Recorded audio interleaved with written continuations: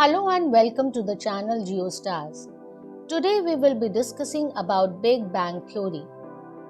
आज हम big bang theory के बारे में जानेंगे, जिसके द्वारा ब्रह्मांड, पृथ्वी, अन्य ग्रह एवं चंद्रमा के निर्माण के विषय में जानकारी प्राप्त करेंगे।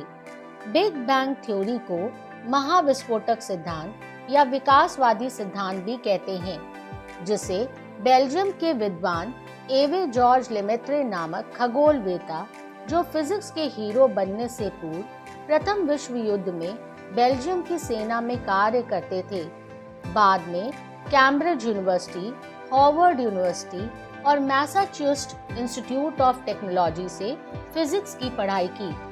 साल 1927 में बिग बैंग थ्योरी दी। लेमेत्रे की बिग बैंग थ्योरी आइंस्टीन की थ्योरी पर आधारित थी। बाद में एडविन हबल ने इस सिद्धांत को परखा और विस्तार से समझाया।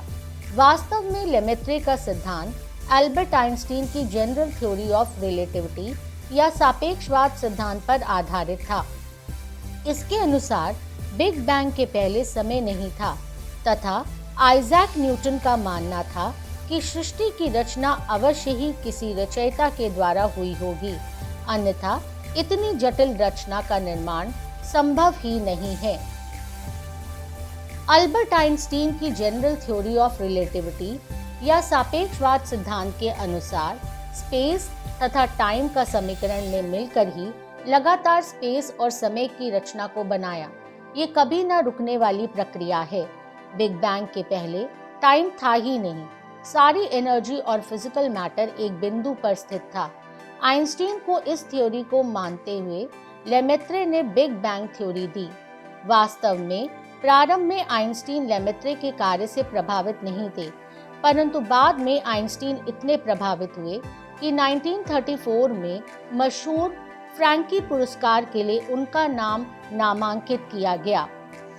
लेमेत्रे के अनुसार आज से 13.8 अरब वर्ष पूर्व यूनिवर्स बनने से पूर्व सारी एनर्जी तथा फिजिकल एलिमेंट सघन एवं विशालकाय आद्य पदार्थ या प्रीमॉर्डियल मैटर एक बिंदु के रूप में था, जो कि कुछ मिलीमीटर विस्तृत था।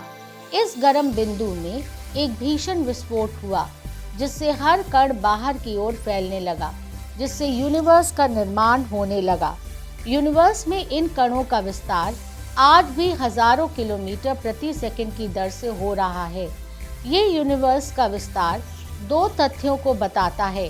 पहला, यूनिवर्स की सारी गैलेक्सी हमसे दूर जा रही है, तथा दूसरा, गैलेक्सी जितनी दूर जाती है उतनी ही तेजी से ये दूर जा रही है। धीरे धीरे इन पदार्थों में क्लस्टरिंग के कारण अनेक पिंडों का निर्माण हुआ, जिनका आकार बढ़ता गया और आकाश गंगाओं का निर्माण हुआ। बाद में इन आकाश गंगाओं में भी विस्फोट हुआ, जिससे तारों का निर्माण हुआ। तारों के विस्फोट से पृथ्वी एवं अन्य ग्रहों का निर्माण हुआ। गुरुत्वाकर्षण के कारण पृथ्वी पर वर्तमान वायुमंडल की रचना हुई। 1 मिलियन वर्ष बाद मार्स ग्रह जितना बड़ा थिया नामक बॉडी अर्थ से टकराई और अर्थ से निकले कणों के द्वारा ही चंद्रमा का निर्माण हुआ। इस प्रकार ब्रह्मांड, पृथ्वी व चंद्रमा की उत्पत्ति हुई। आशा है आपको बिग बैंग की थ्योरी अत्यंत ही सरल रूप से समझ में आ गई होगी। So now we will have a visual look on formation of universe and planet Earth. To understand the formation of universe, the most widely accepted theory is Big Bang theory.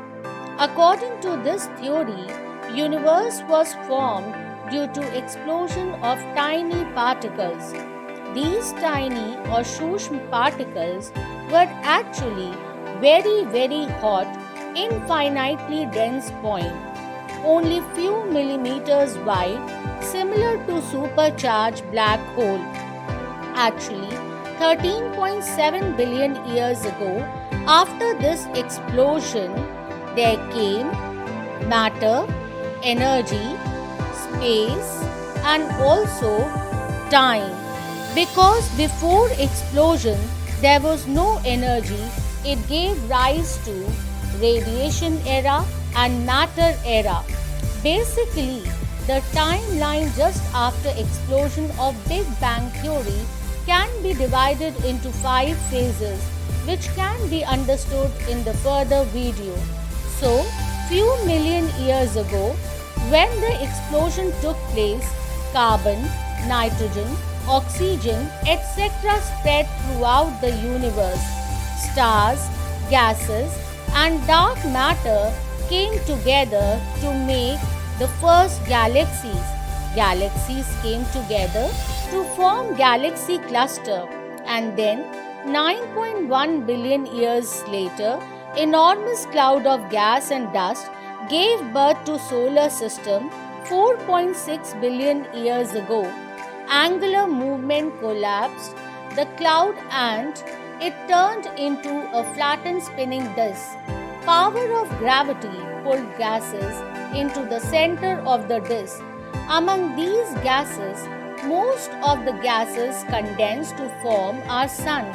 From sun, new strong solar wind blasted outward, blowing lighter material far out and heavier material close to the center.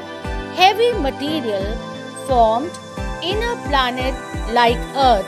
On Earth, heavier material was pulled in the center, that is core, and lighter material at outer edge, that is crust. Over millions of years, Earth gravity trapped gases and formed atmosphere. But suddenly, 1 million years after, when Earth was formed, a large mass-sized body called Theia crashed into the Earth. Millions of pieces blast outward of the space. Some pieces were trapped in Earth gravity and became moon. And this is how our moon and Earth were formed. Thank you so much. Hope you liked the video. Do like, share and subscribe. Thank you.